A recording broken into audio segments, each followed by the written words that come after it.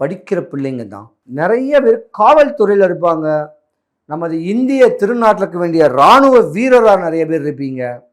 இந்த ஜாதகம்தான் போர்க்கொடி, கொடி பிடிக்கக்கூடிய தருணம் உடையவங்க. அப்படியாம்பட்ட நேரம்லாம் உண்டு. ஒரு நாள் வடபழனி கோயிலுக்கு போயிட்டு வாங்க, உங்கள் தலையெழுத்தே மாறும். ஏதாவது ஒரு வழிமுறைகள், ஏதாவது ஒரு பரிகாரம், சின்ன ஒரு வழிபாட்டை செஞ்சுட்டு வாங்க. செவ்வாய்க்கிழமையில ஒரு நாள் காலையோ மாலையோ போயிட்டு வந்தாவே உங்கள் எக்ஸ்ட்ரியே மாறக்கூடிய தருணம் உண்டு. இனி வருங்காலத்திலேயாவது நம்ம தெளிவாக வாழணும், ஏமாறக்கூடாது. யாரையும் ஏமாத்துற புத்தி உங்களுக்கு வராது. ஆனால் நம்ப மாட்டீங்க. நம்பினா உயிரையே கொடுக்கக்கூடிய ஒரு தருணம் உங்கள் ராசிக்கு தாங்க உண்டு. நம்புங்க, மக்களை நம்புங்க. ஏமாந்ததெல்லாம் போதும், இனிமே ஏமாறாதீங்க.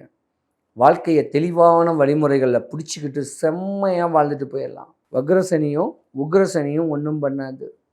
ஏன்னா செவ்வாய்க்கு அதிபதியான முருக கடவுளுக்கும் சனி பகவானுக்கும் ஒரு நட்பு இருக்குது. அந்த நட்புன்னு கேட்குறது உங்கள் ஜாதகத்தில் இருக்கிறனால விரயமாகாது.